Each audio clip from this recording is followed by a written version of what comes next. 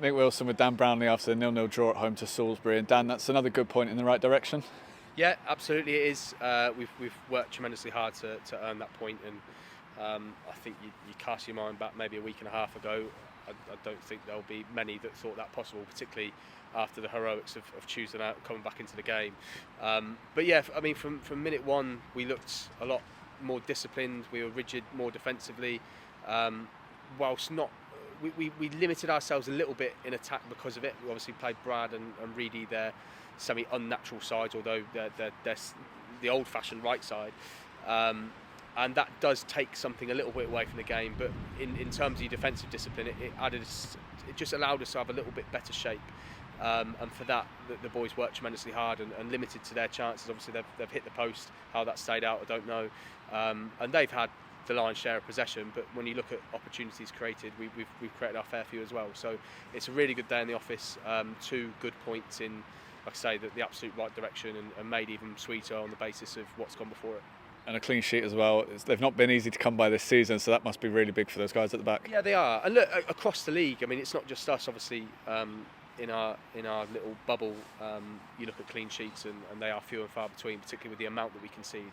But across the league, it's a high scoring league, you know. But for us to be able to keep a clean sheet against a side like that, and equally even against Tottenham, you know, like we ground out the performance, and there were moments we rode our luck, absolutely. But I mean, God knows we've had luck against us at times, so we're due a little bit. But yeah, I'm really pleased, and obviously the penalty save that Struds makes is a huge moment.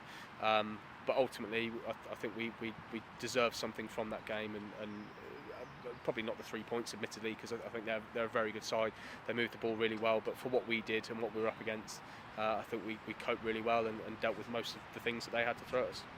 And you've got another team up at the top of the table coming up in Merth. The next game up, is it going to be more of the same performance-wise, do you think? I hope so. Yeah, I hope so. We might be able to tweak a couple of things. You know, there is a level of expectancy that we'll have a couple of bodies back, possibly 3. I mean, the likes of Akko, Dunny, Cookie, Ferdy and Kai will all be in close contention. We've got a full week's training, which is brilliant. There was a level of frustration going in today's game because, I mean, it's one of the, again, a frustration of not owning your own ground, that you go after Tuesday and you want to prepare for this game, but obviously the site wasn't open, so we've not had the ability to train Thursday and prepare at all for this game. So it was largely rinse and repeat from Tuesday. But with a full week's training allowing us to get bodies back in, work a little bit on shape and how we want to attack the game, but just seeing extra bodies come back will be a massive boost for the group. But in terms of performance levels, look, we know how good we can be, and we think we have the quality to compete with the top, and on 2 occasions now we've shown it. There won't be many teams that take 4 points off Tottenham, and obviously we've minimised Salisbury's ability to take points off us going into the game next year against them as well. So.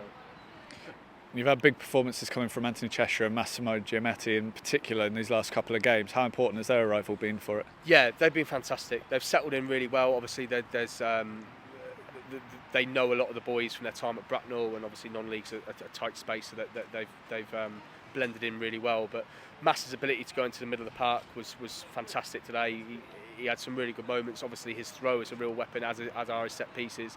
And Cheshire's done fantastically. You know, he's got that warrior spirit. It was interesting Tuesday watching the game back, and I saw it in live time, but I just wanted to re-watch it in the closing moments when their lad has dived for the penalty, and the free kick's been awarded for us. Cheshire's celebrating.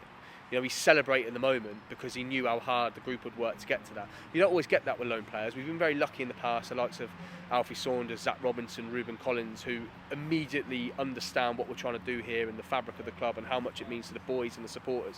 But for Chester to recognise that as early as that is brilliant, and he's a great character, and we've obviously got him for that limited time, but for the time we've got him, we'll be really pleased to have him. And Mass obviously done brilliantly, as has Mal. You know, Mal was unlucky not to start today, but Mass particularly today did very, very well.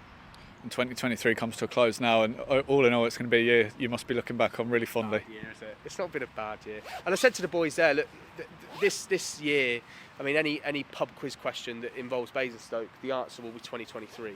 And the boys have earned that, and they've got their legacy and they've got their status as I mean, I probably won't say it too loudly to them, but they've probably achieved legendary status. The likes of old players that still echo around these chambers in terms of how well they're thought of around here. There won't be a single player that has played this year that won't be championed in that way, and we've earned that. You know, it's been an unbelievable year. There's been ups, there's been downs more recently, but it was really nice seeing what the club put on social media earlier, the video, and if you haven't had the chance, go and look at it because it's a lovely piece, and it's just the opportunity to kind of reflect on what has been a fabulous year, but also not settling for that. You know, I said it after the interview when we won the league down here, that this is what I want this club to be about, and it's about time it is. And we've rode out a difficult period. We'll have difficult stages again, but ultimately we want this club competing in the right direction. And for as long as I'm here, that will certainly be the ultimate aim, and as will the boys. So we'll keep fighting to the very end, into whatever capacity that takes. But we've finished on a high in terms of 2 great points, and 2024 we're going to take it on and see where it gets us. Thank you very much, Dan. Cheers. Thank you, Nick.